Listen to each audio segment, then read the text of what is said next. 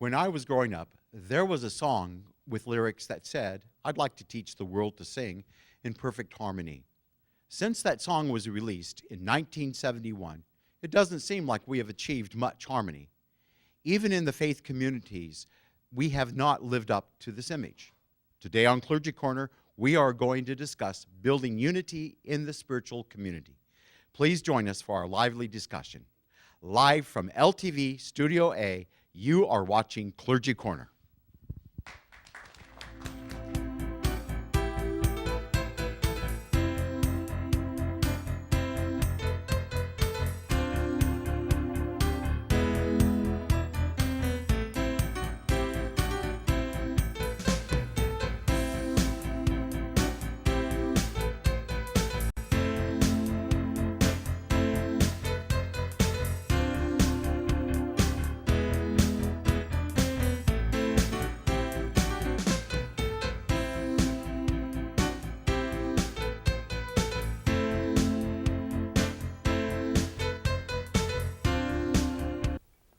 Good afternoon and welcome to Clergy Corner.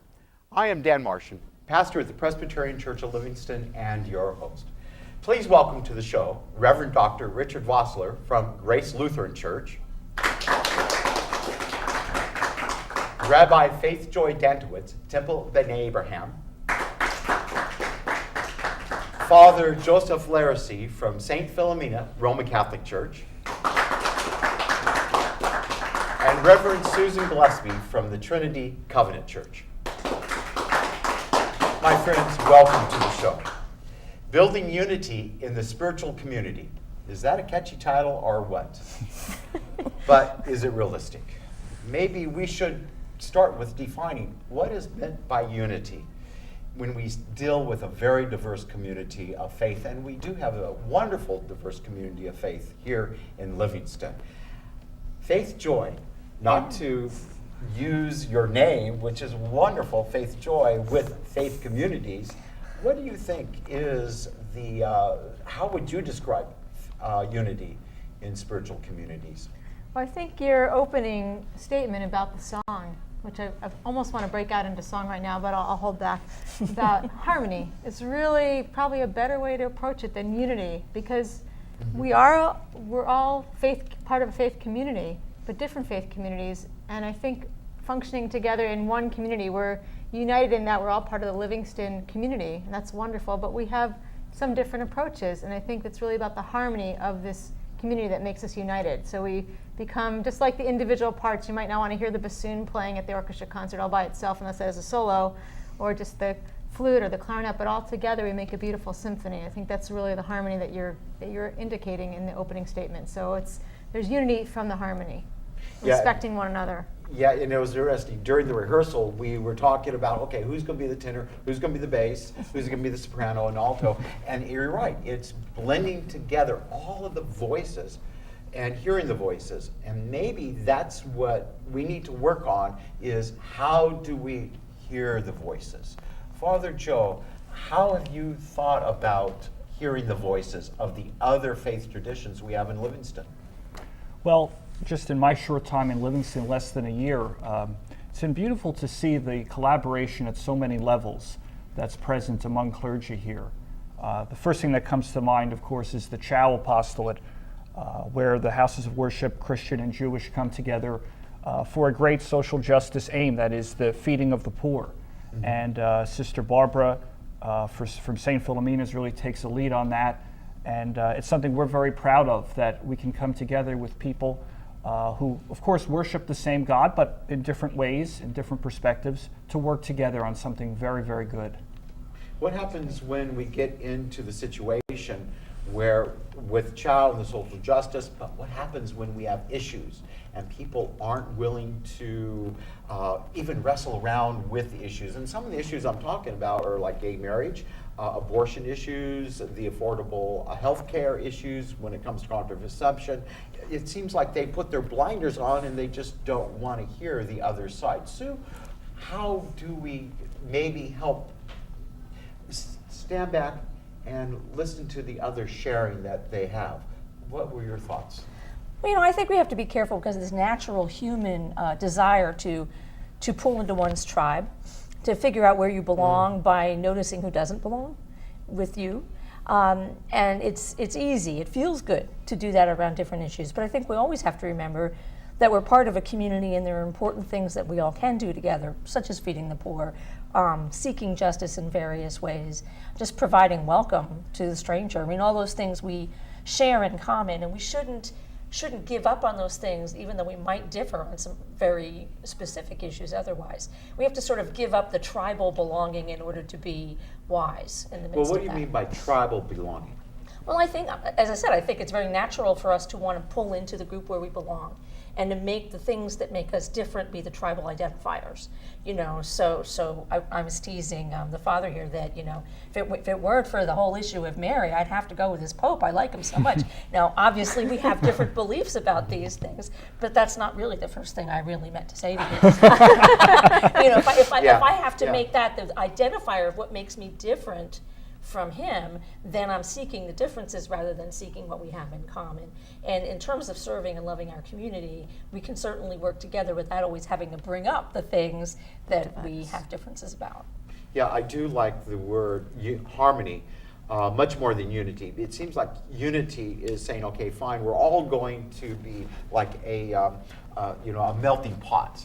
And I look at the United States as more of a stew pot than a melting pot, because we have all of the nationalities, we have all the races, we have all the religious groups here together, and we're being enriched. We don't lose our identity. Rick, how do we go ahead and work with other people harmoniously without losing our identity, or compromising, or watering down some of our beliefs? Probably the first thing you need to do is to know each person, each house of worship. Everyone needs to know, you know, what their beliefs are. If they are very familiar, very comfortable with what they believe, you know, who they are as people, then when they go out into the community where there are many different religions, then you've got your own ideas. You've got your knowledge of who you are as a person, that you can interact then with other people.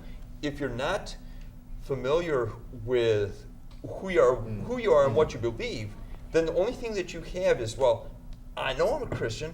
I know that this is who I am, so I use that to block out other people, rather than saying, okay, this is who I am. This is what I believe. Let's see how we work. You know, what are some places that we work together? What are some places where we don't? When I was in grad school, I went to grad school at an American Baptist church seminary, and when you talk about religion there, I couldn't say, well, Luther's Small Catechism says thus and so. They say, so? You have to really know what you believe, you know, and understand it, and then being able to articulate it based on what you have as a foundation. Do you think people really stay up all night long saying that the spiritual communities don't seem to be so unified and they lose sleep over it? Or is it just us that kind of, you know, our ears pick up when we don't have unity, or we don't talk about harmonious things, and we know there are dissensions going on? Sue, what do you think? Well, I think people just write that off as believers being hypocrites. I mean, we're not the only ways in which people sort themselves out. I mean, you don't put Yankees and Red Sox fans at the same table on Thanksgiving. You know, it's just, it won't be safe. You know, so people love to divide themselves up. But when it comes to the spiritual community, if we don't stand for respect and love and things like that on a minimum level for one another, then we are dismissed right away.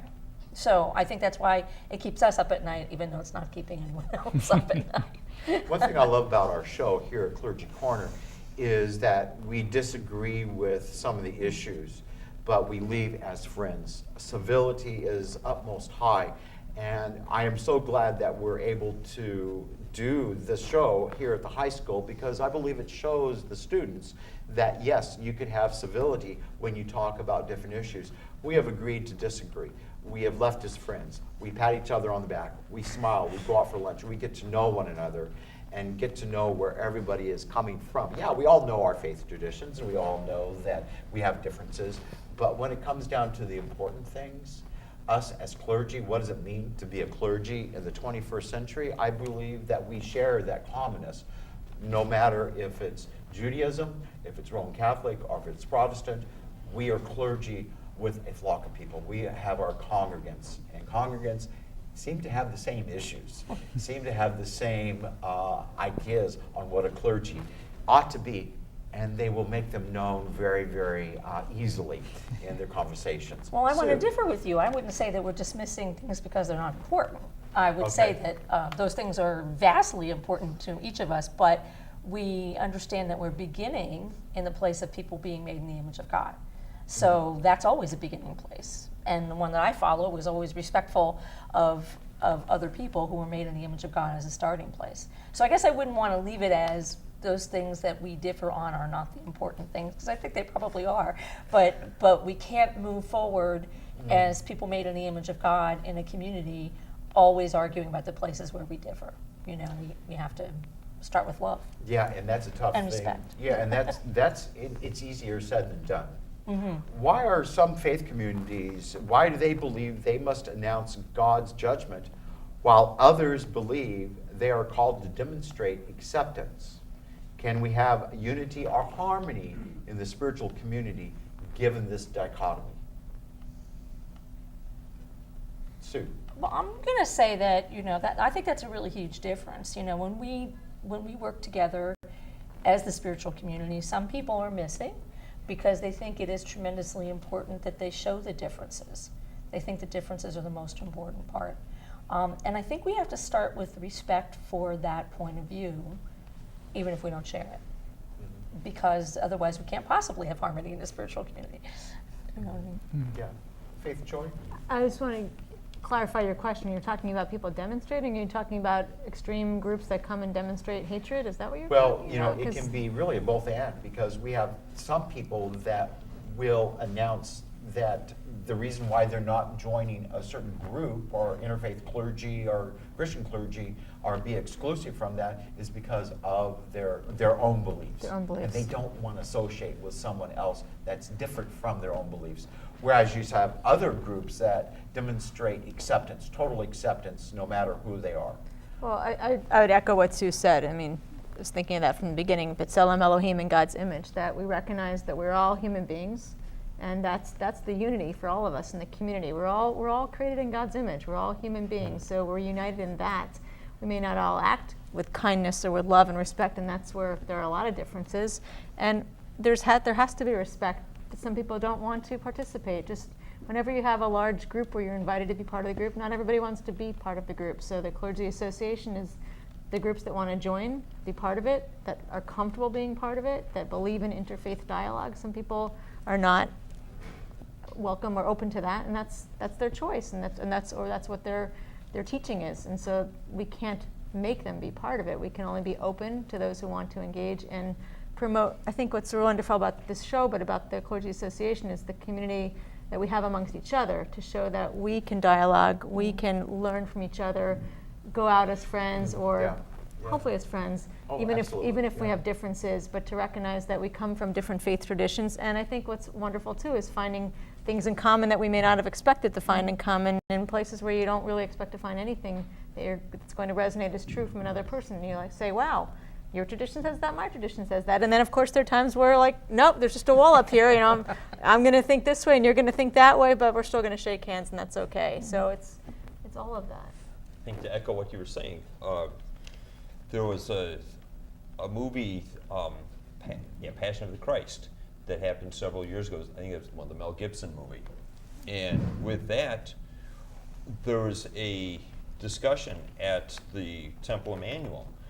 The rabbi there at the time knew that he couldn't invite me to come because I don't participate in stuff like that. And I said, oh wait, this is just a discussion. I'd love to be there. So I was there with that, and we had the discussion. Part of this, in that, there was a scene where Jesus is in the kitchen with Mary, and Mary is baking the bread for the Passover. And for those of us who are Christians, we see that, and we see, yeah, I mean, who doesn't like to smell bread when it's being baked? It's a great smell. To which the rabbi said, no, he's not. He's not smelling that at all. He's being a rabbi, checking to make sure that it doesn't rise. I'm like, well, yeah, that makes sense now. But it wasn't something that I as a Christian would have known, but it was something that he as a rabbi said, well, of course, he's not smelling it. He's just making sure it's not rising. So in that respect, there are places where we work together, places where we learn, places where we we can be together as things, and other places where it doesn't work.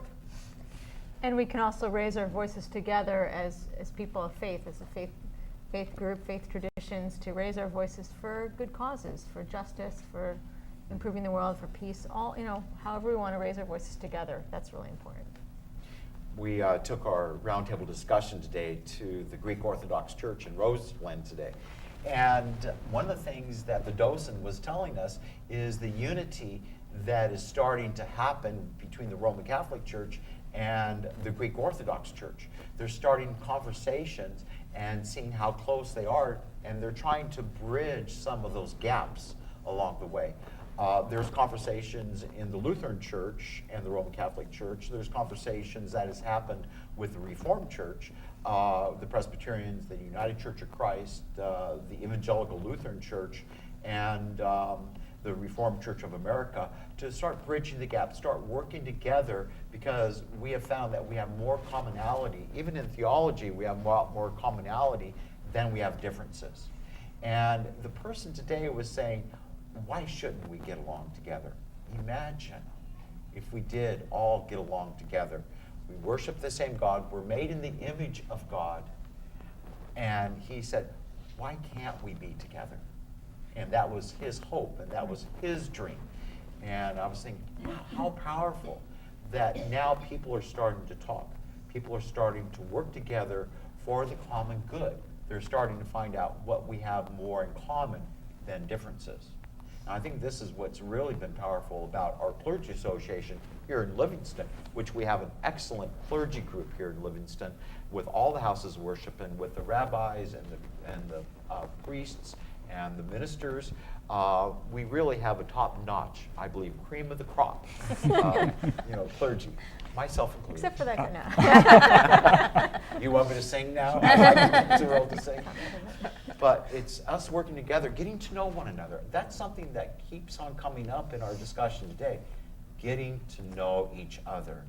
More than just what our beliefs are, but what our interests are too. How has that happened in our clergy association that you feel more camaraderie with your clergy, fellow clergy? Father Joe. Well, I think our closeness, our physical closeness in the sense of Livingston is not a large town.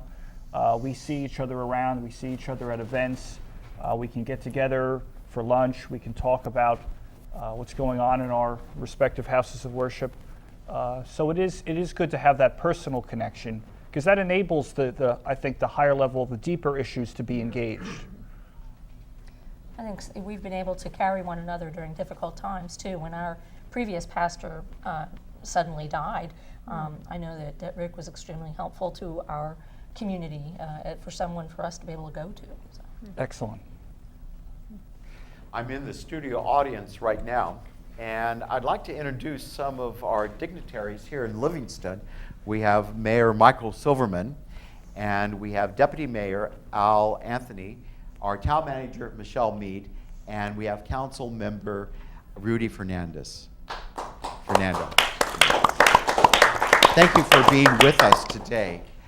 We're in the audience, and our audience, I believe, have some questions for our clergy.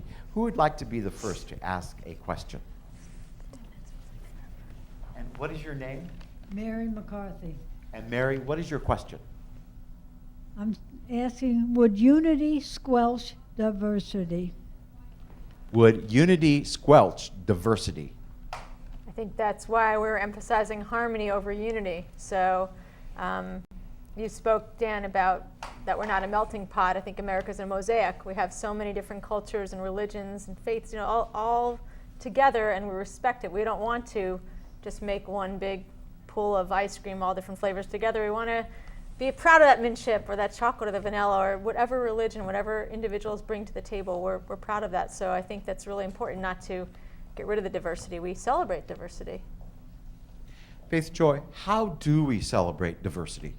How do we celebrate diversity? I think we hear from different faith traditions what they're doing. When they're at their own holiday times, they celebrate in their own way, and they open their doors and welcome people to come to their houses of worship. We celebrate diversity in America with different religions and different races, people who do different things, and we honor them for what they're doing. So I think that there are lots of different angles where we do that. Is it helpful to do the interfaith Thanksgiving service, which our community is a big part of? And what has been your impression? And Rudy, I'm going to pick on you because you've spoken at our interfaith services before. And what has your impression been at those interfaith services? Well, I'm always impressed by the way the community comes together, wherever it happens to be, and whether it's at St. Philomena's, whether it's at Emmanuel or Beth Shalom or B'nai Abraham. The way the community comes together and celebrates the diversity that we have in our community.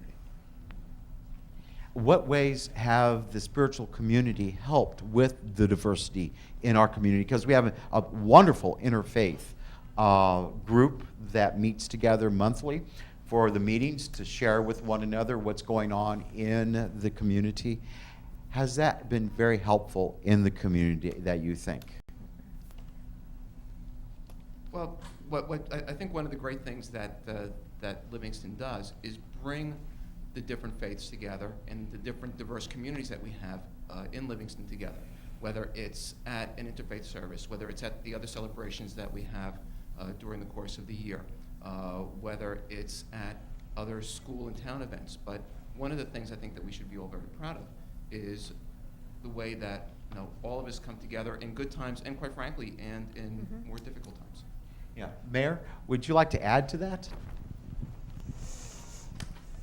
Well, while we have so many different activities throughout the town, next week is the Sanskriti Festival that'll be held at the YMCA. We'll have people of all ethnic backgrounds, all religious backgrounds coming in and enjoying time together. That's what makes Livingston great. As Councilman was saying, we come together in good times for fun, for games, for enjoyment, but then, as was mentioned earlier, in tragedy. So when the community comes together, it's for all things, regardless of the purpose, but we're there as one.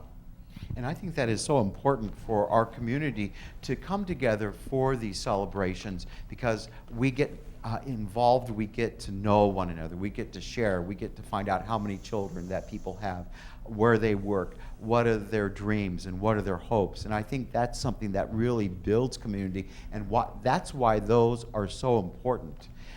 Is there another question from the audience? Yes, Joel. And what is your name? You better. Joel Leitner. And you took the microphone away from you. I agree with everything that Rudy and our mayor, Michael Silverman, have said. I would like to ask, though, of you, Dan, Reverend Dan, and our panel, if I think, let me preface this, I think we do have a great diversity and a great spiritual community. But I'm curious if anybody has any thoughts on how we might enhance what we already have. How can we make it better? Good question. Would someone like to tackle that? Sure, I'll take it. I think one way that to work at both the unity and the diversity is through education, by learning what other people, what other faith traditions are doing, and whether that is having times, like I said, the one time where I went to Temple Emmanuel and we talked about the Passion of the Christ. Different times where, we as clergy come together, but maybe there would be times where congregants all come together and we talk about different things, whether it's talk about what is unique about your faith community, and inviting people from the whole community in general to come to the different houses of worship, whether it's on a monthly basis or something, to talk about what makes them unique. Yes, as you're saying that, I'm thinking, well, what's gonna make people want to come? And I'm thinking one easy entry point, 7th grade. There are a lot of Livingston children in 7th grade who are coming into synagogues for bar and bat mitzvahs.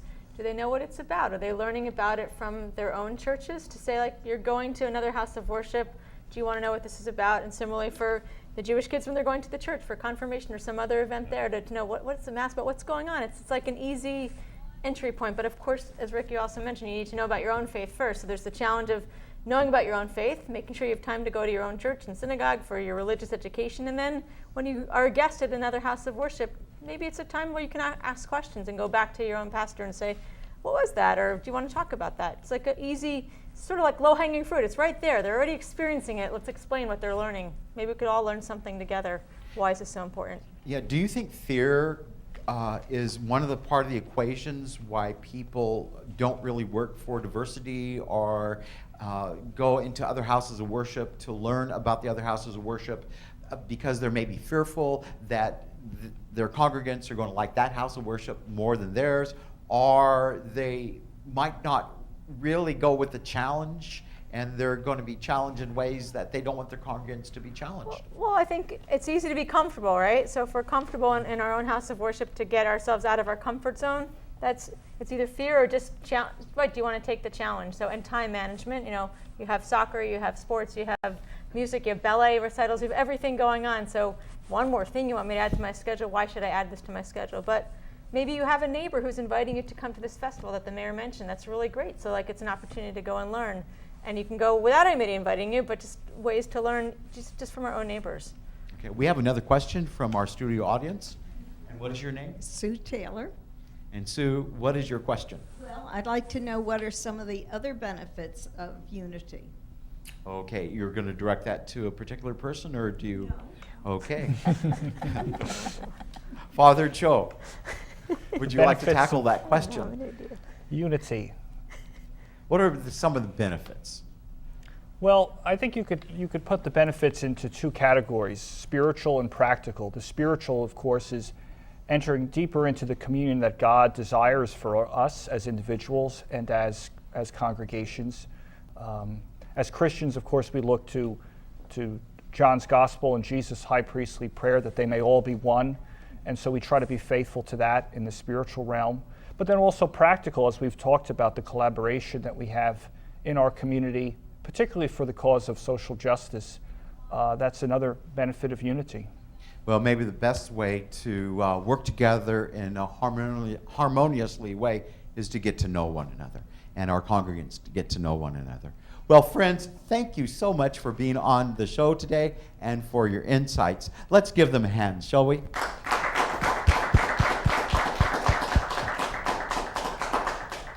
Today is our season finale, and before we go, I'd like to thank the students around the room here who do a tremendous job for us, from the camera work to the lighting to the sound to the stage to the teleprompter. You do such a great job to help us out.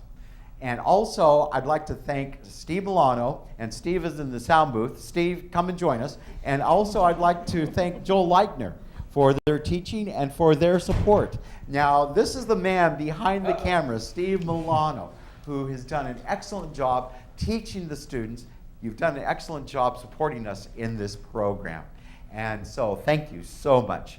And thanks for being here today in our studio audience. Thank you to the council and to the mayor and the deputy mayor, Michelle Mead, for being here today. And thank you for joining us at home. Until we meet again, may God's love be with you.